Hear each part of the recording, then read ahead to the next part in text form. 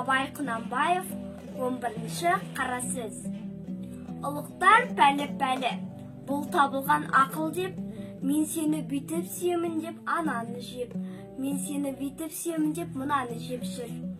Қара халық менің сонша үйім бар, сонша ауыл аймағым мен, сойылыңды соғайын, дауыңды айтайын деп, қай көп бергенге партиялас болып жүр.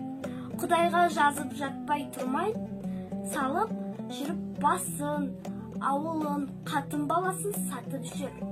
Осы бір ұры жоғалса, жұртқа да ой түсіреді, шаруа да қылар еді. Бай барын бағып, кедей жоғын іздеп, ел секілденіп, талапқа, тілеуге кірісер еді. Енді жұрттың бәрі осы екі бүлік іске ортақ. Мұны кім түзейді? Ұрыны тыю да оңай болар еді. Бірақ осы бұзақының тіліне еретұғын, азатұғын байларды кім тияды?